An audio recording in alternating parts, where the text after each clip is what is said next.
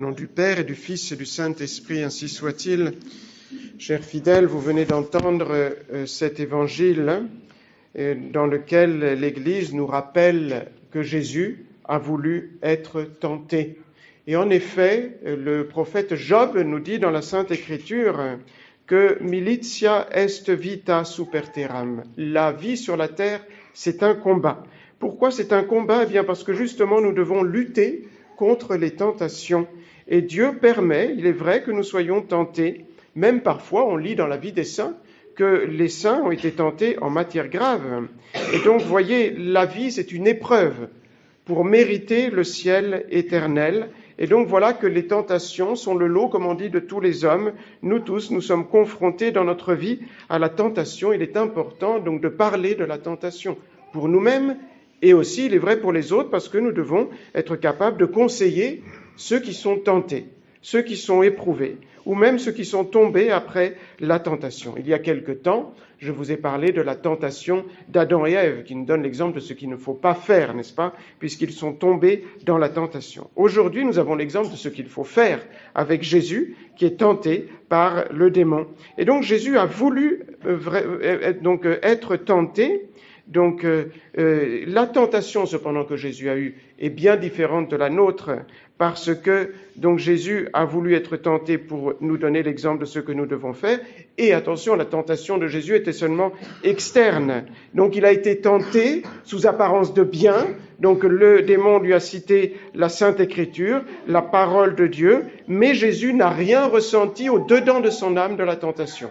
Dans sa sensibilité aussi, il n'a rien ressenti. Et donc, voyez-vous, eh bien, donc, ce n'est pas comme nous, la tentation pénètre parfois dans notre âme, n'est-ce pas? Donc, Jésus, donc, non seulement, évidemment, n'a donné aucun consentement à la tentation, mais il n'a pas ressenti intérieurement, sa tentation était seulement externe. Alors, pourquoi Jésus a voulu être tenté, je vous l'ai dit, pour nous enseigner comment nous devons faire quand nous sommes tentés. Et donc, la première chose que nous constatons, c'est que si Jésus lui-même, qui est Dieu, a voulu être tenté, personne ne peut espérer échapper à la tentation. Nous savons que dans cette vie, nous sommes tentés.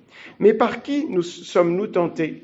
Il y a cette phrase qu'il faut expliquer dans le Notre Père, pour savoir aussi l'expliquer à ceux qui ne la comprennent pas. C'est donc à la fin du Notre Père, « Et ne nos inducas in tentationem » et ne nous laissez pas succomber à la tentation, dit-on en français, et c'est une excellente traduction. Cependant, si on traduit littéralement, et dans certaines langues comme en italien c'est une traduction littérale, eh bien cela signifie « ne nous induisez pas dans la tentation ». On demande au bon Dieu de ne pas nous induire en tentation. Il semblerait que c'est le bon Dieu qui nous pousse à pécher. Mais voyez-vous, vous savez bien que le bon Dieu ne nous tente pas vers le mal. Saint Jacques le dit dans son épître, il dit « Dieu ne nous tente jamais vers le mal ». Mais pour comprendre cette phrase, eh bien, il faut se rappeler que tenter signifie mettre à l'épreuve. Et il est vrai qu'on peut mettre à l'épreuve dans deux buts. Il y a le but du bon Dieu et il y a le but de Satan. On peut le mettre à l'épreuve pour le bien ou pour le mal. Et donc, évidemment, le bon Dieu nous met à l'épreuve, c'est vrai. Pourquoi? Pour que nous puissions mériter le ciel en montrant au bon Dieu que nous l'aimons, que nous lui sommes fidèles et que nous lui obéissons. Quand, par exemple, les élèves passent un examen, c'est une épreuve, n'est-ce pas? Mais c'est une épreuve pour qu'ils puissent passer, par exemple, en classe supérieure. C'est une épreuve pour le bien. Ainsi, quand nous avons vaincu la tentation, nous avons montré au bon Dieu que nous l'aimons par-dessus toute chose, nous avons fait un acte d'amour de Dieu qui est méritoire, nous avons fait un acte de fidélité envers le bon Dieu, nous ne l'avons pas trahi au moment de la difficulté, et aussi nous sommes restés obéissants envers le bon Dieu. Et donc le bon Dieu, oui, permet que nous soyons tentés pour notre bien. Évidemment, il ne veut pas que nous tombions. Et d'ailleurs, nous ajoutons tout de suite après, mais délivrez-nous du mal, c'est-à-dire du péché. Faites que nous ne tombions pas dans le péché, et du mal et du malin, c'est-à-dire de Satan. Alors Dieu veut que nous triomphons, veut notre victoire, veut que nous soyons récompensés dans le ciel, mais pour cela, il faut combattre. Mais pour cela, il faut qu'il y ait des batailles sur la terre. Par contre, vous l'avez compris, le démon nous tente dans un but totalement opposé, parce qu'il est jaloux, il est envieux du bonheur des hommes, qui peuvent se sauver pour toute l'éternité, et donc il veut leur ruine, il veut qu'ils tombent dans le péché, il espère qu'ils se damnent pour toute l'éternité. Mais enfin, est-ce qu'il y a seulement le démon qui vient nous tenter ? Donc il est vrai qu'il y a beaucoup de tentations qui viennent du démon. Le démon vient très souvent nous donner des suggestions et sous apparence de bien. Nous le verrons aussi. Et donc parfois, même les tentations, on pourrait dire les plus grotesques, le démon se débrouille toujours pour nous les présenter sous apparence de bien. Eh bien non, il n'y a pas que le démon qui vient nous tenter, vous le savez, il y a tout d'abord le monde. On le dit donc dans la Sainte Écriture, le monde vient nous tenter. Qu'est-ce que représente le monde ? Le monde, il est vrai, représente aussi toutes les créatures que le bon Dieu a fait, toutes les choses créées que le bon Dieu a fait pour notre bien, mais malheureusement, nous pouvons les préférer au bon Dieu. Par exemple, l'avare va préférer donc les biens de cette terre au bon Dieu, n'est-ce pas ? Ou alors, justement, Adam a préféré au bon Dieu, donc il a préféré ne pas déplaire à sa femme, donc il a préféré Ève au bon Dieu, et ainsi de suite pour tous les péchés. Mais quand nous entendons le monde, nous signifions surtout les scandales du monde. Les scandales du monde, c'est-à-dire, qu'est-ce que c'est qu'un scandale ? C'est une pierre sur notre chemin, qu'on appelle une pierre d'achoppement, qui nous fait tomber. En fait, vous le savez, les scandales du monde, ce sont les mauvais exemples, surtout en matière grave. Et donc, évidemment, plus l'influence de l'Église diminue dans le monde, plus le pouvoir du monde et donc l'esprit du monde avance, et donc toujours plus il y a des scandales. Combien de journaux à l'heure actuelle, combien de livres, combien de spectacles, de films, de chansons, de visionnages, d'enseignements, parfois même malheureusement de ceux qui devraient enseigner le bien et le vrai, qui enseignent le faux et le mal, n'est-ce pas ?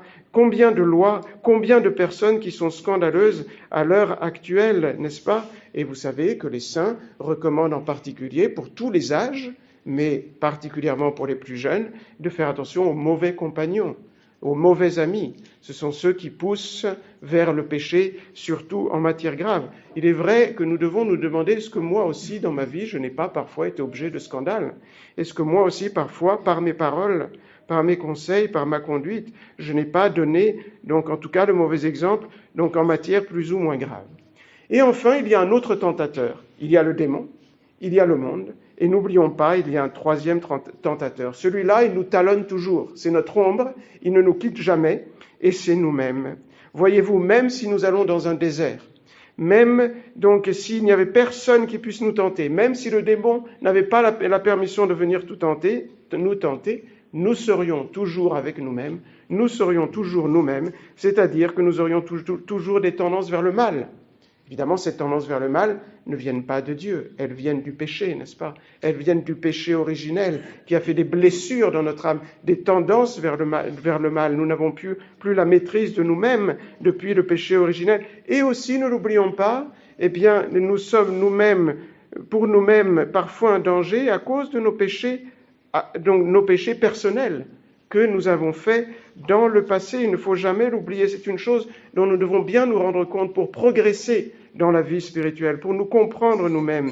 Je vous donne un exemple qui est très classique, on pourrait dire, que tout le monde connaît. Voilà quelqu'un, tout d'abord, donc d'une manière générale, donc qui a fait des péchés de façon répétée, toujours le même péché.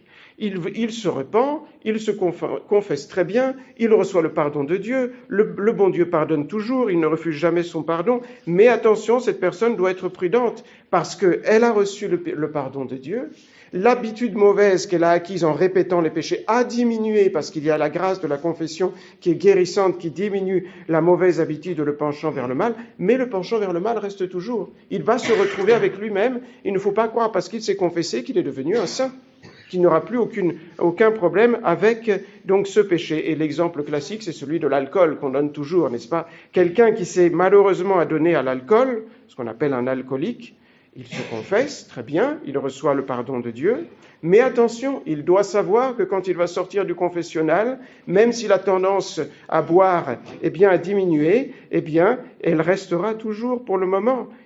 Cette tendance va continuer à le pousser au mal, n'est-ce pas ? Et donc, il devra faire beaucoup plus attention aux autres, c'est une chose que tout le monde sait, donc aux occasions où il pourra boire, n'est-ce pas ? Cela, il doit en prendre conscience pour pouvoir persévérer, pour pouvoir ne pas retomber dans le même péché. Et donc, enfin, nous devons fuir ce qu'on appelle les occasions prochaine de péché. C'est l'Église qui nous le dit. Dans certains actes de contrition, pas en français, mais en italien justement, on demande au bon Dieu la grâce et on lui promet de fuir toujours les occasions prochaines de péché.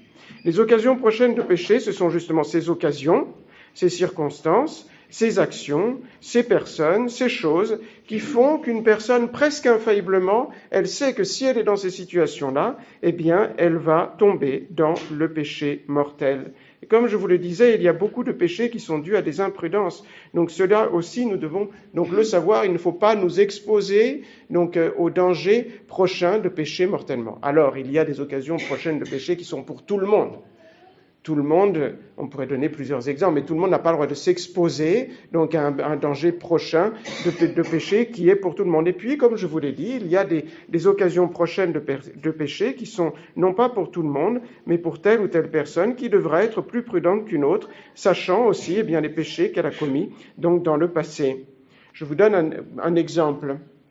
Quelqu'un pourrait dire, mais monsieur l'abbé, vous venez de dire que donc résister à la tentation, c'est un acte d'amour de Dieu. Donc si je m'expose à la tentation, eh bien je vais vaincre et je vais gagner beaucoup de mérite. Et donc cela est très bien. Eh bien non. Prenons l'exemple du soldat qui va à la guerre.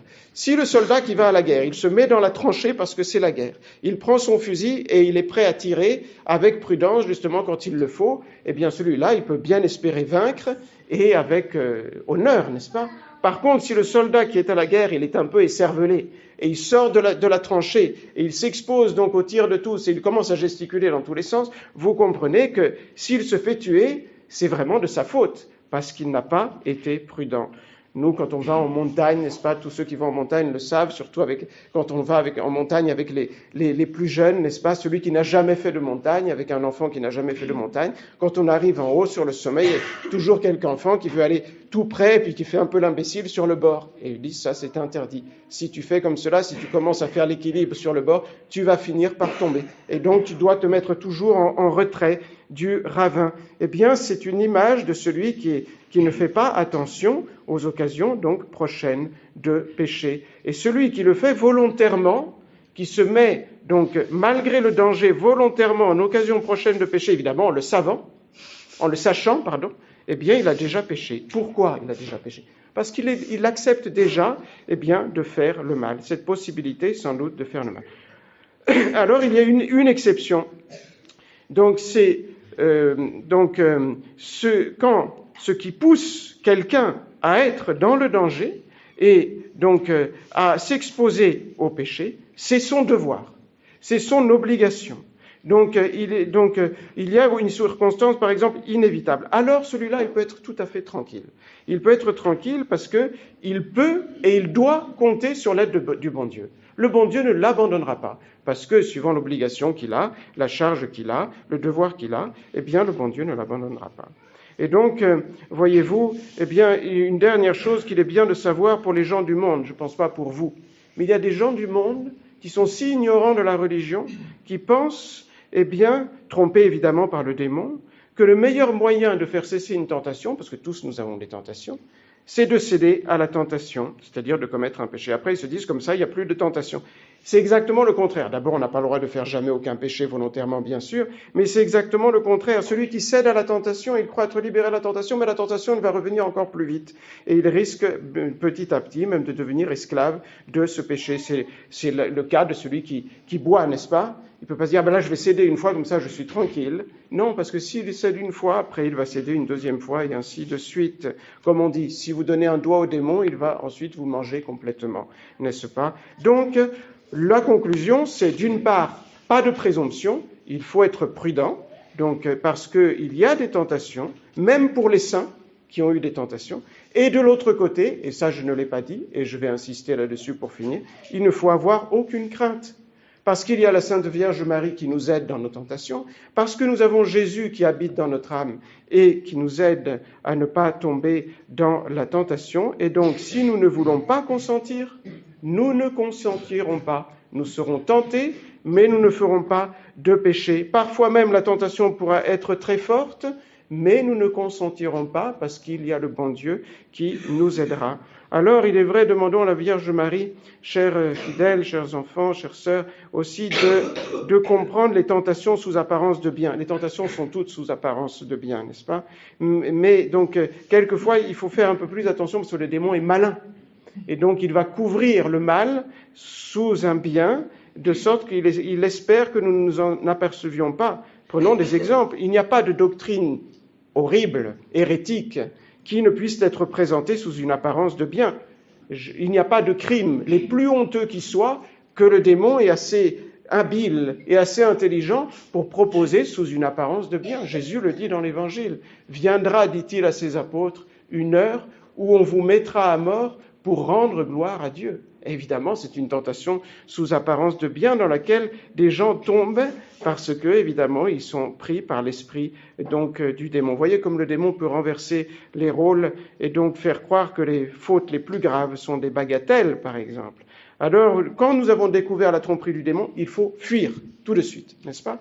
Donc, c'est l'exemple de Jésus dans l'évangile d'aujourd'hui. Tout d'abord, le démon l'attire par les richesses. Il faut se souvenir que donc nous devons mépriser les biens de ce monde. Ensuite, le démon le tente par le vain honneur du monde, c'est-à-dire le respect humain. Qu'est-ce qu'on va penser de moi si j'agis en chrétien? Comme je vais être mal jugé, n'est-ce pas? Et donc, il faut le désir d'être loué. Et donc ça, il faut mépriser cela. Je dois être à tout prix fidèle au bon Dieu. Et puis la troisième tentation qui est typiquement démoniaque, et c'est le but de toute tentation du démon, c'est l'orgueil. C'est l'orgueil, et c'est pour cela que si nous voulons ne pas tomber dans la tentation, il faut rester humble avec Jésus, et alors le démon ne pourra pas nous faire du mal. Alors, chers fidèles, donc faisons un bon carême, combattons le bon combat contre les tentations, et donc demandons à Jésus, à la Vierge Marie, justement de faire des grands pas en avant durant le carême, en résistant toujours aux tentations avec l'aide du bon Dieu. Au nom du Père et du Fils et du Saint-Esprit, ainsi soit-il.